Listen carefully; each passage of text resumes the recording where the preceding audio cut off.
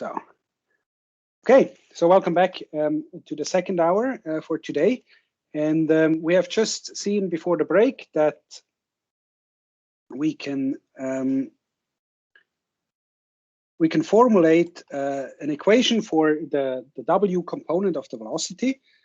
So that means we have a Poisson equation, nabla squared W, streamwise, or the actual velocity, is a constant which we named K, capital K. Now the question, the remaining question is, what is K? It's a constant, but we still need to find a value for this K. Well, what can we do? We have already looked at the continuity equation. We have looked at the vorticity transport equation, which we have understood earlier, that this essentially is or has the role of a compatibility condition. Well, what is left? Well, it's the Navier-Stokes equation, so the momentum equations that are left. So we can look at them. So look at the momentum.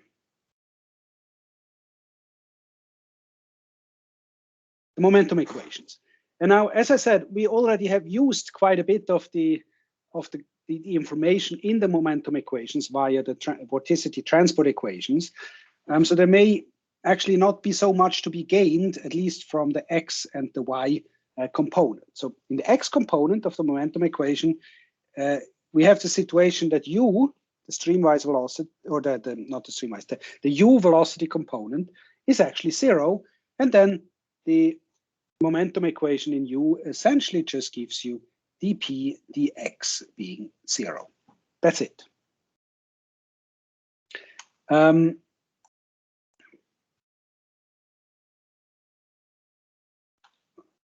Now in the y direction, so for v, we have the same situation. V is 0, so that means that also in that case, the only term that remains is dp dy being 0. And of course, the consequence of this, as we have now learned with all these partial derivatives, is that the pressure may only be a function of z, but there will be no in-plane variation of the pressure because of the momentum equations. And of course, that's what we perhaps would have expected already now from the pipe and the channel flows, where you also did not have a variation of the pressure in the y direction. The pressure was just allowed to be varying in the actual direction. Okay, but let's write down now also the z component. There, things may happen, so I will write out the whole equation. So we have dw dt plus u times dw dx plus v times dw dy plus w dw dz, and that should be -1 divided by rho dp dz plus nu times nabla squared w plus some forcing in the z direction. Now, observe one thing. I wrote here normal derivatives because we have already established that the pressure is only a function of z. That's one thing. Well, and then we can essentially remove a lot of terms. This term, wait, I should take the green one to be consistent. This one goes away because it's steady. This one goes away because u is 0. This one goes away because v is 0. And this one goes away because dw dz is 0. So all the acceleration terms, they disappear. And that's, of course, very similar as we had in the pipe. So what remains are these terms here on the right side.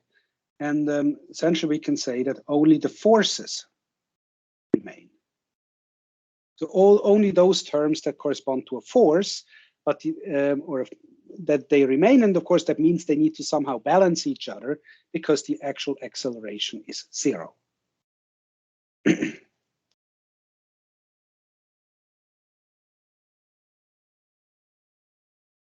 Okay, now to go further, we do another assumption, which is actually quite a valid one.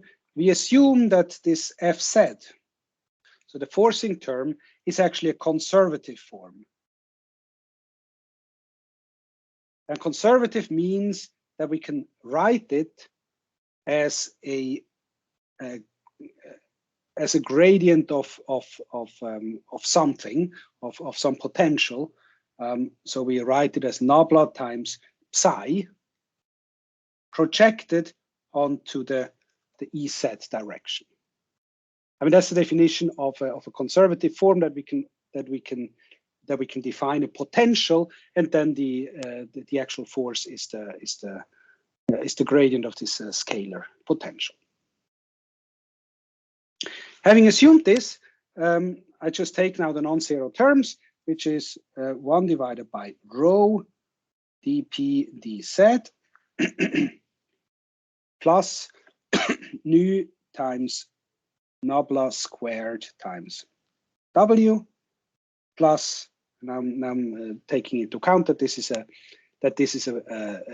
gradient which is projected on the z direction, so we have d psi dz, and this should of course be 0.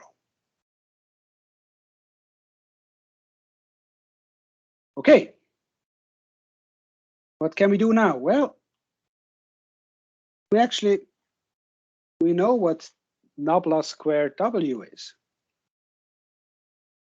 This guy here is our k that we have from before.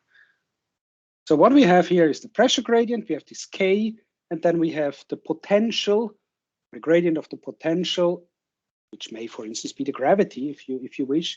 So these three forces, viscous force, pressure gradient, and potential force, they somehow need to balance to 0. That gives me then the value for k. Well, actually, I can directly write that. So I have this nu times k. This is ddz of, and now I have all the other two terms, p divided by rho plus the potential psi.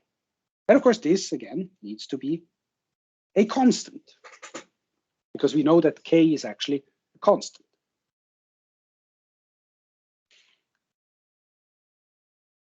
So what can we do now? Well, there's actually yet another assumption that we can make here, which is again an assumption that is taken quite often. Namely, we can say that d psi dz, so the variation of the potential in the z direction, which corresponds to the force in the z direction, is a constant on its own. So that is almost always the case. Almost always the case.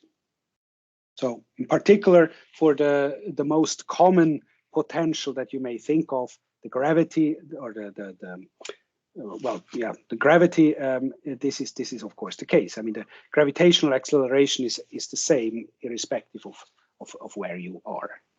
So almost always the case, e.g. for gravity. Well, if this is a constant, then of course that also means, because the sum needs to be a constant, then also 1 over, so in that case, 1 over rho dp dz is also a constant. And if this is all a constant, well, if this pressure gradient is a constant, well, the consequence of that is that P as a function of Z is linear in Z. So that means if we have a force where d psi dz is constant, then we know that the pressure varies linearly in the actual direction Z. And of course, that's an important result, because then it only means or it means that the pressure is fully defined by just stating the pressure gradient at some point inside the pipe, and then it will be the same pressure gradient everywhere, and the pressure would just vary linearly as a function of this pressure.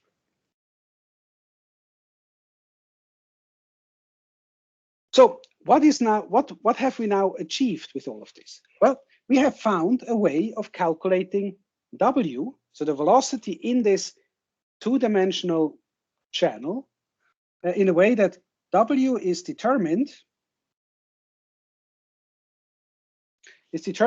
by the solution of a Poisson equation,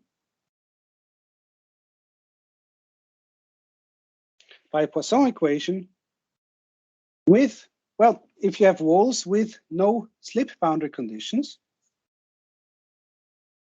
on the boundaries.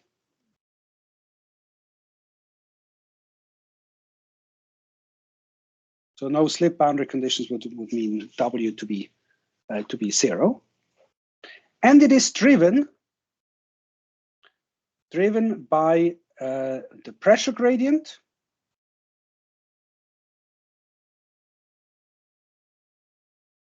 so that would be essentially, well, that's this term here, driven by a pressure gradient and a potential force.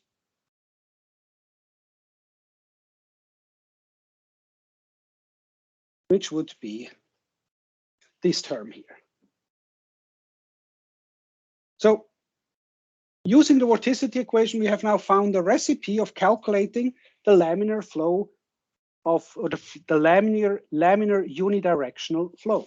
So let's do an example, or let's just sketch a few examples. So if I have a duct flow, where I have an X and a Y coordinate system, and I would have a Z coordinate that comes out of the plane. If I ask you now how the velocity profile looks like in such a duct, so I mean, these would be walls like this. So how would the flow look like in this duct? Well, we know now it's the solution of a Poisson equation where I have, oops, this was a bit bad, where I have no slip boundary conditions here at the wall, of course. This would mean that this would be W being 0. And then inside, I will just solve a Poisson equation. And of course, a Poisson equation kind of looks like this, smooth as for all these elliptic equations. But this now would be the laminar flow in a duct. And as we said before, if I have something a bit more funny, like a star-shaped thing, I would also solve a Poisson equation with the boundary conditions of W being 0 along the surfaces, which then probably, I don't know, would maybe look like this as my laminar flow. Or in the case that we have already looked at, well, if you look at a pipe, well, my solution would be concentric circles, because that would be the solution of a Poisson equation inside a pipe. So the reason why it's a Poisson equation, not Laplace, is because there is actually a forcing. So because the Laplace equation, so when the right hand side would be 0 and the boundary conditions are everywhere 0, it would just be 0. So you need to have an inhomogeneity in this elliptic equation to actually do something. So this here would be then the solutions for different cross sections, and it's very easy to calculate them, or easy. You just need to calculate the Poisson equation, and there is various ways of how to solve the Poisson equation, numerically or analytically, even with what different ansatz functions. And the way that we got this result is, well, we started with we first did the continuity equation, then the vorticity equation. The vorticity equation allowed us to get to actually come to this Poisson equation, and together with the momentum equation, we could then figure out what this inhomogeneity K actually was, or how we can relate that to a physical pressure gradient as we have shown.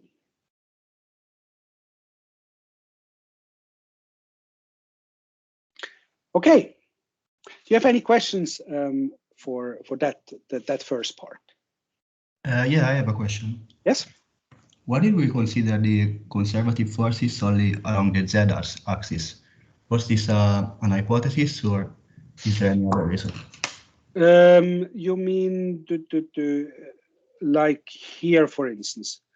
Or actually, you probably mean here why we removed the forces there, or why we said that there is no component of a force in that direction. Well, because if you had, I mean, I guess in the end this is a consequence of asking that the flow is unidirectional, because if we hadn't that, so for instance, I mean, let's assume we have a pipe which is horizontal, and you have I don't know, gravity acting, and you have some particles or something inside that pipe.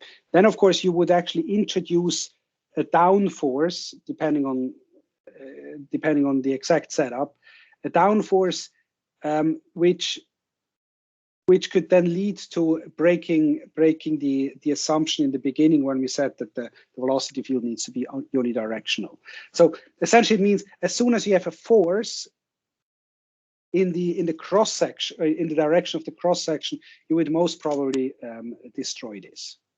That's the reason why we did that. Okay. Okay, perfect. Thanks. Okay.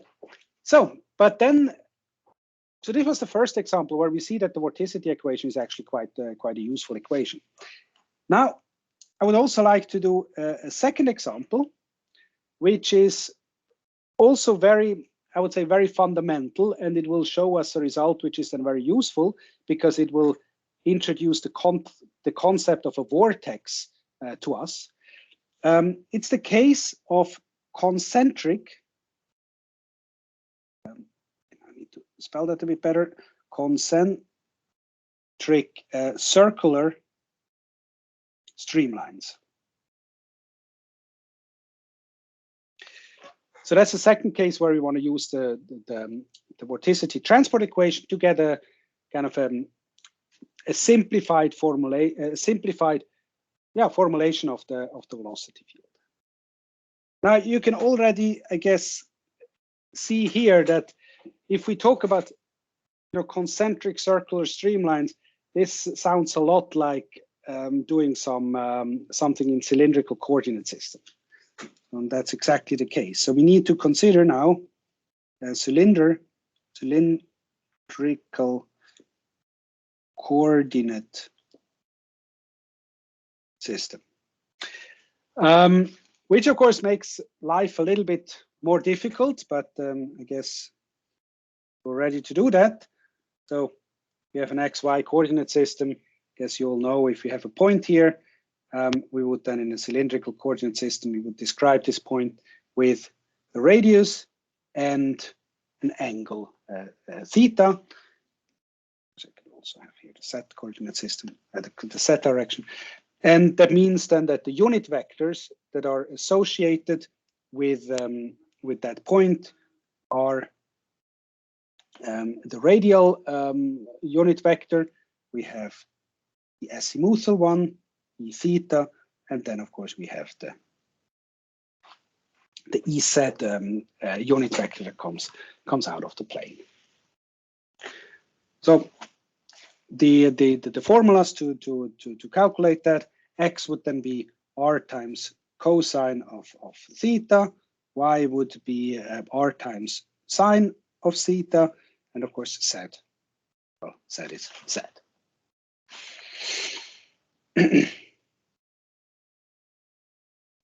So yeah, let's now do this in cylindrical coordinates. So what we're interested in is concentric circular streamlines. So that means if we if we now try to kind of sketch our flow, looking from the top, I just sketch it once more to make it easier. So again, we assume that the Z direction would be kind of the direction from which we look. Concentric, that means that the streamlines would be something like this. This should now be circles. Maybe I should do it a bit better. This would be a circle. This would be another circle. So these are concentric streamlines. So the kind of the flow, the velocity vectors would somehow look like this. So it's this type of flow that we are interested in. And of course, that directly tells us a little bit about the velocity components. So what we actually allow and what we don't allow to happen. Well, so we have three velocity components. We have UR, we have U theta, and then we have UZ. So in the directions of the three unit vectors. UR, well, if we're on a circular trajectory, that means UR is actually 0. Well, if we're on a circular trajectory, then also UZ is 0. So the only thing that is left is actually U theta. And U theta in principle can depend on R, theta, Z, and T.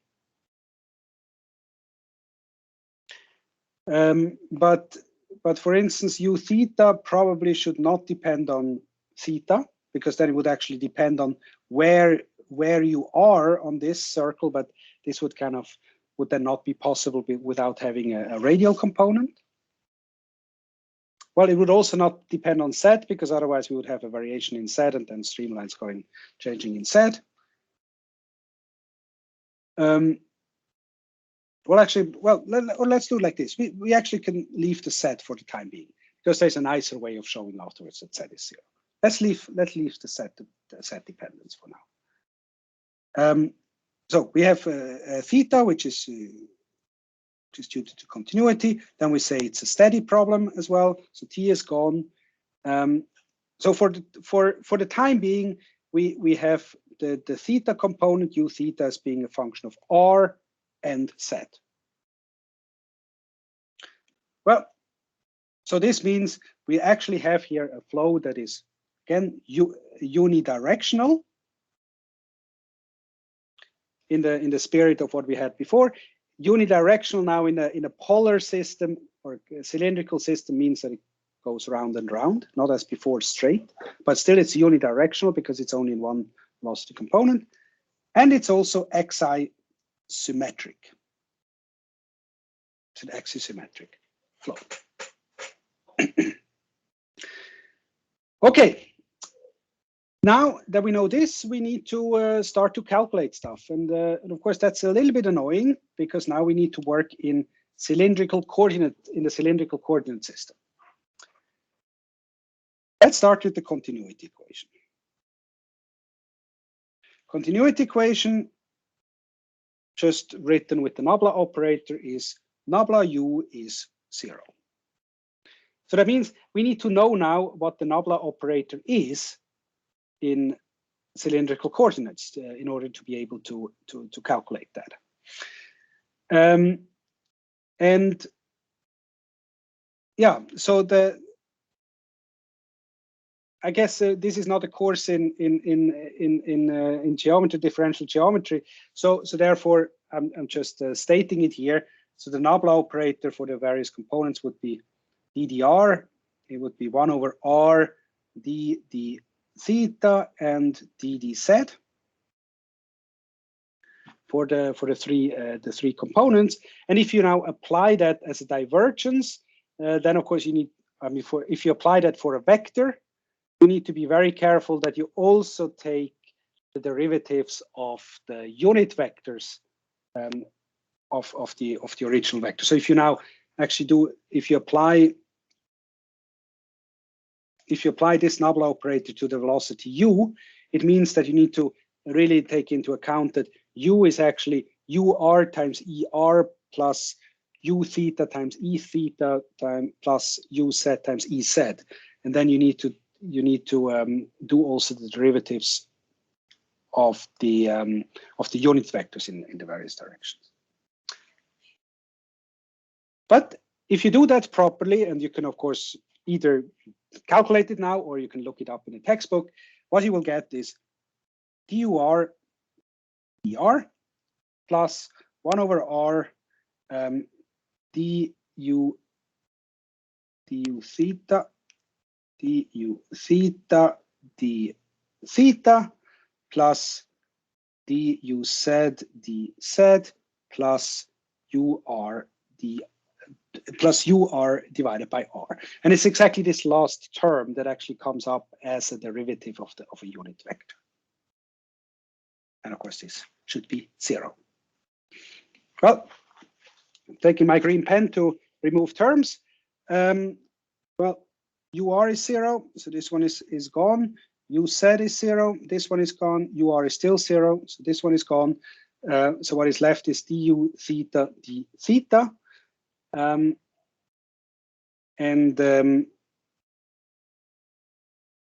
can just write that down so that the consequence of the continuity equation is du theta d theta. Of course, now we realize that maybe we were also for this term we were a little bit fast to write it already now. But of course, now we have the formal proof that du theta d theta is 0. Sometimes it's a little bit it's a bit difficult to really identify why certain terms are 0 because they're obviously 0. But actually, the formal way would be that this is 0 because of derivation with the continuity equation. Okay. Now, so this was the continuity equation. Since we're in a chapter about the vorticity, obviously we probably should also calculate the vorticity. The vorticity is defined, as we know, as nabla cross u. And also this one, you can calculate that based on the definition of the nabla operator that I had above, or you just look it up in a textbook. What you get, it's a little bit more complicated here, but you get 1 over r du z d theta minus, I need to be careful that I'm writing it properly, du theta dz. This is the ER component. Then we add to that one dur dz minus duz dr. That's in the E theta direction, plus 1 over r. Then we have dru theta dr minus dur d theta, and that's in the Z direction. So this is the general vorticity, and most of the terms again disappear. Some of them we could have already guessed that they would disappear, but now we do it formally correct. Well, uz is 0, this we know. Ur is 0, uz is still 0, and then ur is also 0. So that means we have 2 terms left. And so we get that's the vorticity, omega, which is then just minus du theta dz in the ER direction, plus 1 over r dru theta dr. And that is in the EZ direction. So this is my vorticity. Now what we realize is that if you have these concentric streamlines, we only have vorticity components in, well, I try maybe to sketch it here. We have vorticity components in the R direction and in the Z direction, but we do not have any vorticity in the theta direction. So the vorticity is essentially in a plane that is orthogonal to the streamline, but we do not have any vorticity component in that direction, which is the theta direction. So all the all the rotations that you will have are in a plane orthogonal to the streamlines, but not in the direction of the stream. That's essentially the result of this. Good. Now that we know how the vorticity looks like, and in particular, we know that there is no theta component, which is of course good, because that means that at least one line of the vorticity transport equation is a little bit simpler than the others. I guess it's time now to write the vorticity transport equation. I start with just stating it as before in its general form. So that means we have a dw dt plus u nabla w minus, so that's the convective term, and we have w nabla u, that's the vortex stretching and tilting term, minus the viscous term, nabla squared times w being 0. So that is my vorticity transport equation. Vorticity transport equation, or compatibility condition, as we have mentioned it before. Now, this of course is it's a vector equation. So that means we have an r component, we have a theta component, and we have a z component. So the first, or maybe the easiest, is to project that whole thing on the theta direction, so the middle direction here, because there we know that the vorticity is actually 0. So most probably, or hopefully, this would be the easiest there. So we do a projection. So project on e theta, or I mean, just take the e theta component of the equation. Now, I'm not going through all the derivations here. If you want, you can of course do that and essentially write the transport equation with the vorticity that we have written above. What will come, or what will stay essentially is the third and the fourth term. Well, the third term that will have contributions. The fourth term, the first and the second one, they will be 0 because actually the vorticity is 0 in that direction. So therefore, it's also much easier. So what we have left is u theta 1 over r d u theta d theta. This should not be a u. This should actually be a an omega theta, so the vorticity in that direction. Then we have plus du theta dz times du theta dr minus 1 over r times 1 over r dru theta divided by dr times du theta dz. This should be same. This actually should be a u, of course.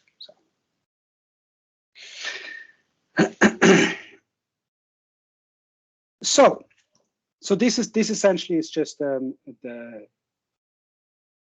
second term left. I mean, that's essentially this term here, because all the others are 0.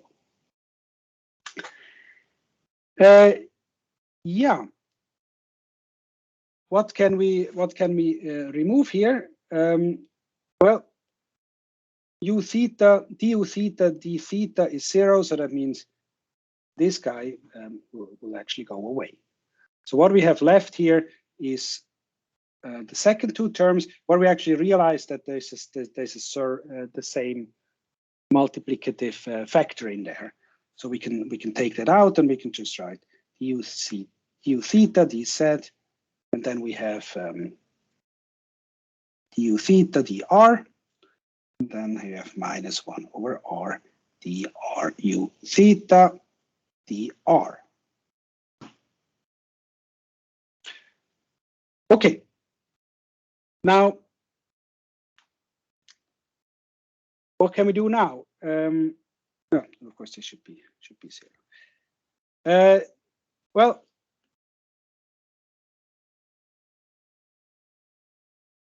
here we can now realize, okay, so we have a product, and a product probably can be, written as a, or we can use the product rule to make this a little bit simpler. If we just do that, so we do the derivative of this. I mean, we do the derivative with respect to r, and then with respect to theta, or to u theta. We do the derivative with respect to r of r and of u theta. So essentially applying the product rule. If we do that, we get u theta divided by r plus du theta dr, which of course looks a little bit simpler, because now we actually see that this guy and this guy are the same and they disappear. I mean, note that there was a minus here, and of course this minus would be taken in. Yeah, well, the next step is we can summarize this.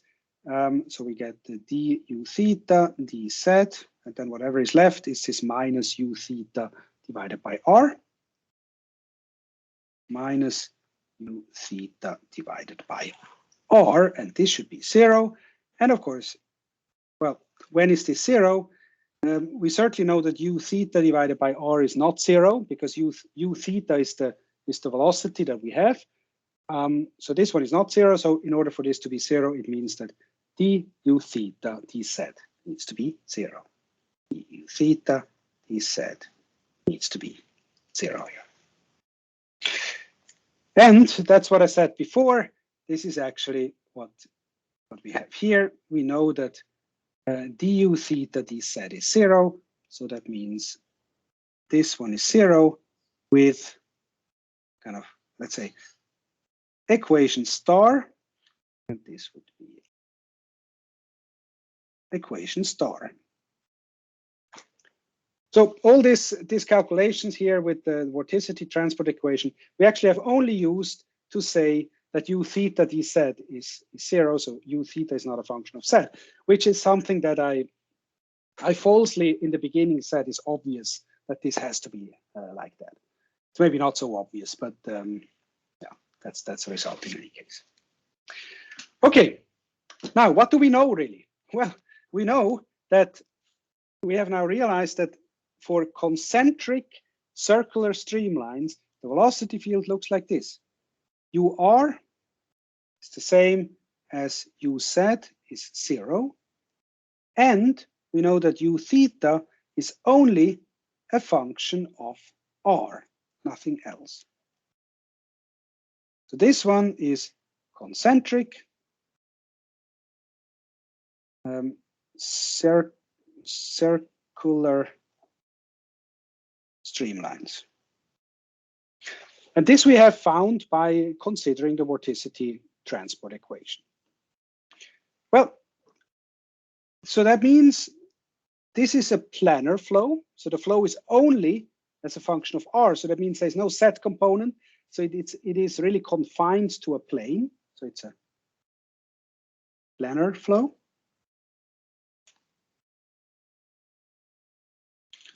And well, I mean, it's kind of the same thing in different words. This circular flow only exists if there is no z dependence, if there is no z dependence. And that's exactly what I said before. Well, or what I mentioned before, that was maybe a bit too quick in saying that, because it's kind of obvious. If you have circular streamlines, there cannot be a z dependence, because once you have that, then you would kind of distort the velocity field. The symmetry of the problem kind of dictates that. But of course, you can do the derivation as we have done here. I mean, the math needs to be correct, of course. But at least to me, it somehow it was kind of obvious from the beginning that it had to be like that. Okay, so the whole problem now has been reduced to actually a very simple, or a simpler problem. We just need to find, plot or do everything yellow here. So we need to find only the theta component of the velocity component, and that theta component is only a function of one variable. So it's actually not even a partial derivative anymore, or it's not. We don't need to treat it as a partial differential equation because it's not partial anymore, because it's only a function of one single variable.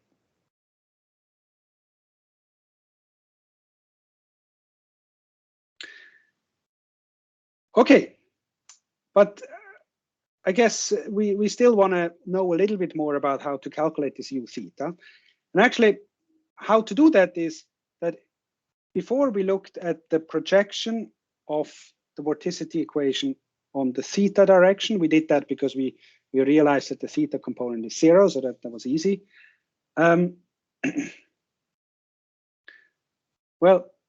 now the question is there another component that we could actually project it on? Well, if we now look at the vorticity a little bit in more detail, we actually see that now this term is also 0, and that this is with equation star. So we didn't know it when we wrote down this equation. We only know it now. But this one is also 0. That makes, of course, the vorticity component in the ER direction also 0. And of course, that is convenient, because then the viscous term, for instance, falls out. The time derivative falls out without any issues. So that means the next step would now be, well, project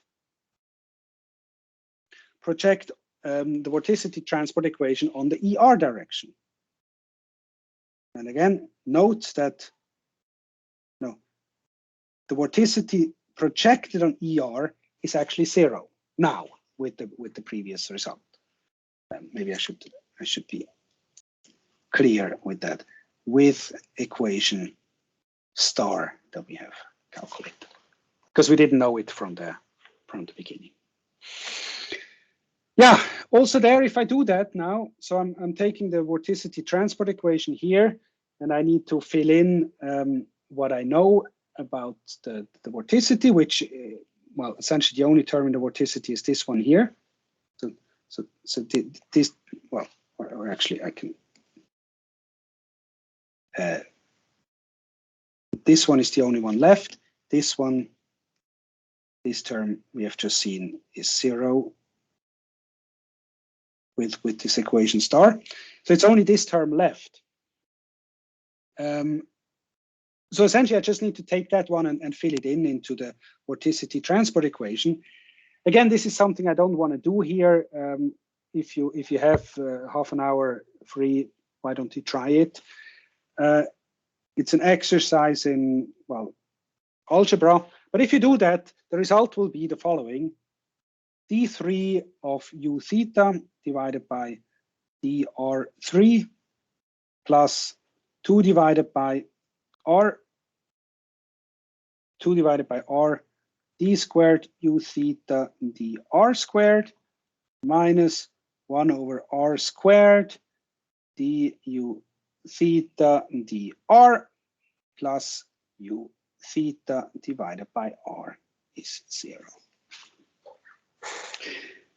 I wrote now ordinary derivatives, of course, because it's not a partial differential equation anymore. And well, theta only has a dependence on r, so all the derivatives are with respect to r. So we can say that this is an ODE, so an ordinary differential equation with non-constant coefficients. Well, non-constant because, well, you have stuff like this as as coefficients. So that means it's a little bit more difficult to solve it, but well, that's what it is. And I guess now the next step is to solve this equation, or maybe not to solve, but at least to simplify it a little bit, to understand what types of solutions there are actually possible. But this we do after the break. So let's have another quarter of an hour break, and then we will continue doing this solution. Professor, excuse me. Yes? This last equation, so is the results of projecting our vorticity transport equation on ER. Yes, yes, exactly. Knowing that actually the vorticity in this direction is 0, but of course it still means that the equation needs to hold. So I mean, in the end, it is the vortex stretching kind of term that needs to go in and be 0 in the end, because all the others are 0 because the vorticity appears. The vorticity that is 0 appears there. That's why the terms are 0 directly. Okay.